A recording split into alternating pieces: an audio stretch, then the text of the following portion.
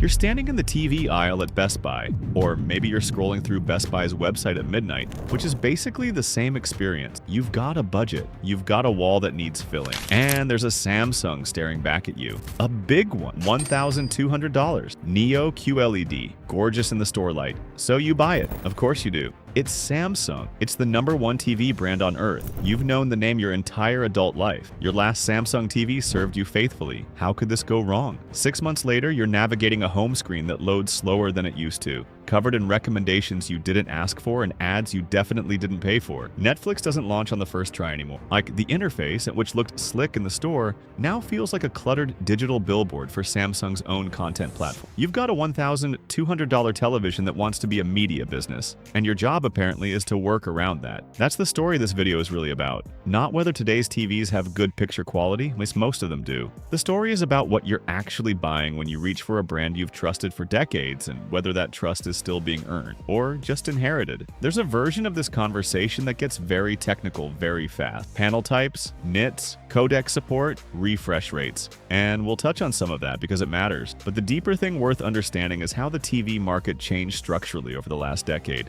and what that means for the brands whose names you already know. Samsung is the world's largest TV manufacturer. It has been for nearly 2 decades straight. In global market share, it sits at roughly 30% of the worldwide TV market. No one even close. It wins customer satisfaction surveys. It wins CES awards. Its flagship OLEDs are genuinely excellent screens. When reviewers call out the best TV of a given year, a Samsung is almost always somewhere in the discussion. So why is the Samsung section of Reddit's home theater communities full of people who feel like they're constantly working around their TV instead of just watching it? The answer involves a decision Samsung made years ago and has doubled down on ever since. Samsung's TVs are not just TVs, they're platforms. And once you understand what a platform means in this context, a lot of the ownership frustration starts making sense. Let's start with the most visible thing. Samsung TVs show you ads, not ads in your streaming services. Those are unavoidable everywhere. Ads on Samsung's own home screen, ads in the Smart Hub, promotional content pushed into your UI whether you want it or not. Samsung calls this Samsung TV Plus, and it's an entire free streaming service baked into the television that boots up whether you wanted it or not. Owners on Samsung's own community forums have posted about update after update, quietly making these features more prominent, not less. One user described opening their remote to check HDMI inputs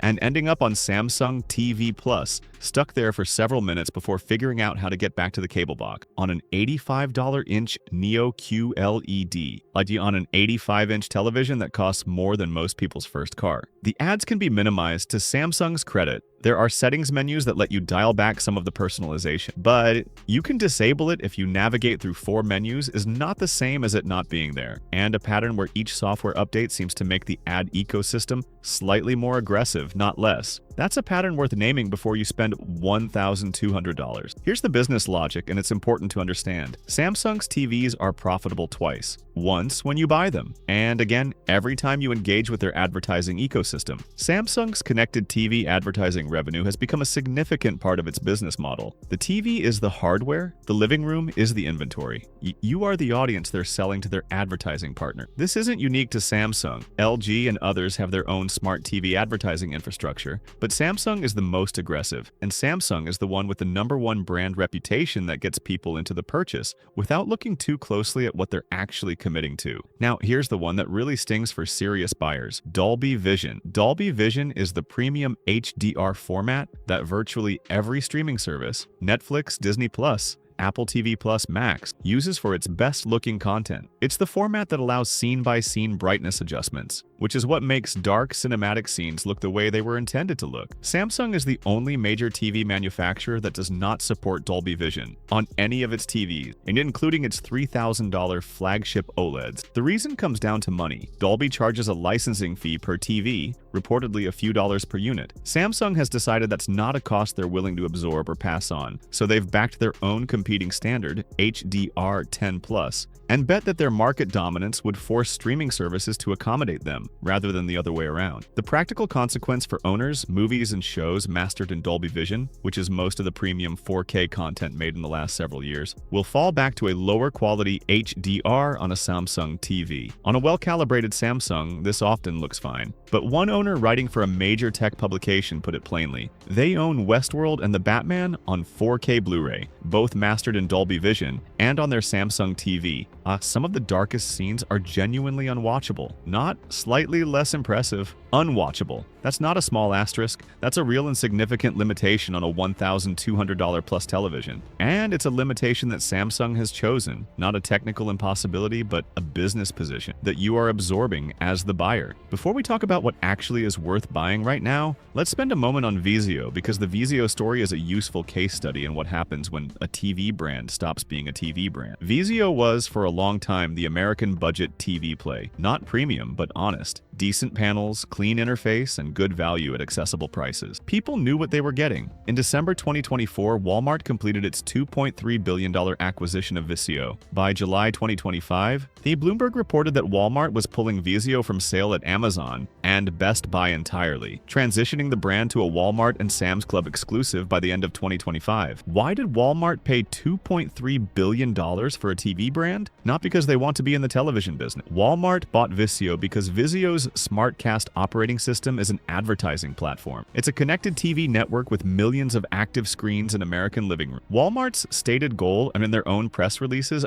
is to compete with Amazon's advertising business. The TV is the distribution mechanism. The household data is the product. When you buy a Vizio TV now, you're not buying a Walmart TV, but you're also buying into a relationship where the TV's primary purpose, from the owner's perspective, like as a screen for your shows, and from Walmart's perspective, is a window into your home for ad targeting. That's a different deal than what Vizio buyers signed up for 3 years ago. So where does this leave you, practically speaking? The honest truth about the 2025 TV market is that it's the best time in history to get genuinely excellent picture quality for less money than you'd expect. That's real, and it's worth acknowledging before we get into the caveats. TCL and Hisense have changed the competitive landscape in a way that would have seemed implausible 10 years ago. TCL's QM6K, which sits around $650 for a 65-inch, has been called the best TV for most people by Wired. Its picture quality, according to Tech Radar and Consumer Reports, genuinely competes with TVs at twice the price. Hisense's U8 series, and which comes in at roughly $800 to $1,000 for 65 inches, delivers brightness and mini LED performance that matches or exceeds Samsung sets, costing $400 to $500 more. TechRadar put it directly: Hisense and TCL have Samsung and Sony's mid-range mini LED TVs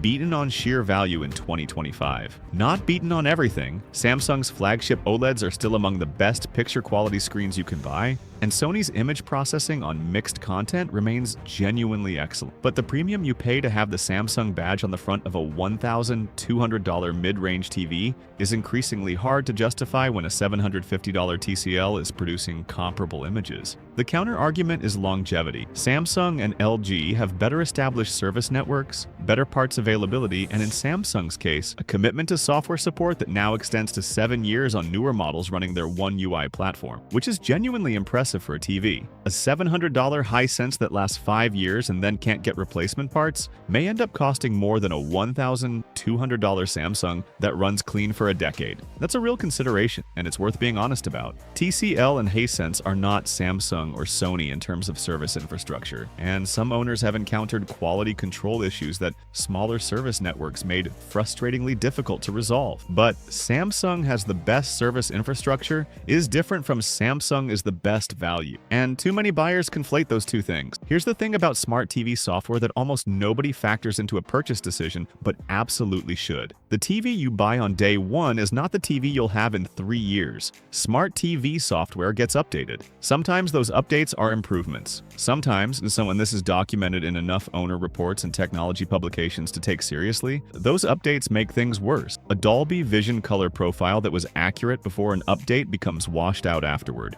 A UI that launched apps instantly now takes 4 seconds. Boot up behavior that sent you straight to your last HDMI input now sends you to Samsung TV Plus instead, with a new setting buried in menus to put it back. One tech writer documented their investigation into smart TV update problems and found reports ranging from bricked TVs to unresponsive interfaces to, more commonly, a gradual degradation of the ownership experience that happens slowly enough that owners don't notice until they're genuinely frustrated. And then there's the app support horizon. LG has committed to 5 years of software updates for TVs made in 2024 and beyond. Samsung is committing to 7 years for its newer One UI models. But before those commitments existed, plenty of owners found that after 3 or 4 years, apps they relied on stopped working. Not because the TV broke, but because the software stopped being supported and the streaming services moved on. One owner, writing about their 8-year-old Samsung, noted they'd resorted to buying an Apple TV stick because Samsung stopped updating the software and key apps wouldn't launch properly anymore. This is the hidden expiration date on every smart TV. The screen keeps working, the smart features quietly stop, and no one tells you what the actual expiration date is at the moment of purchase. So what does a smart buyer actually do with all of this? First, separate the panel from the platform. The display technology inside your TV, OLED, Mini LED, QLED, is what determines what the picture looks like. The smart TV software is an entirely separate layer that you can work around with a $50 streaming stick. A Roku stick or an Apple TV box will load apps faster than most built-in smart TV systems. Will get longer software support than any TV manufacturer commits to, and will cost you almost nothing relative to the TV purchase. Buy the panel that fits your budget and viewing situation. Don't let the smart TV platform be a major factor in the purchase, because you can bypass it entirely. Second, look at what you're paying the premium for. If you're looking at a $1,200 Samsung mid-range and a $750 Hisense with comparable picture specs, the premium is going toward the Samsung brand, Samsung's service network, and Samsung's software ecosystem, including the advertising infrastructure. That might be worth it to you. It should be a conscious choice, not a default assumption. Third, think about Dolby Vision if you care about picture quality. If you watch a lot of streaming content, especially newer movies and prestige TV on Netflix, Apple TV Plus, or Disney Plus, the lack of Dolby Vision on Samsung is a meaningful limitation. Every other major TV brand supports it. LG, Sony, TCL, Hisense all support it. Samsung choosing not to, for licensing reasons, is a real-world picture quality compromise that you'll encounter regularly in ownership. And fourth, treat software support like a warranty question. Ask specifically, how many years of OS updates does this model receive? What happens to app support after that period ends? The answer matters because in 5 years you may be more frustrated by a TV that can't run the apps you want than by a TV with a slightly less vivid picture. The TV brands living off old reputation aren't necessarily making bad products. Samsung still makes some of the best screens you can buy. LG's OLED quality is genuinely world-class. With Sony's picture processing on real-world mixed content is excellent, but the reputation was earned in an era when a TV was mostly just a TV. What you're actually buying now, especially from Samsung, is a platform that has significant business interests built into the hardware you're placing in your living room. Understanding that doesn't mean you shouldn't buy it. It means you should buy it with your eyes open, knowing specifically what you're getting and what you're giving up. The brands that have genuinely earned your attention in 2025 are the ones doing the least to monetize your living room and the most to produce excellent, honest picture quality at a fair price.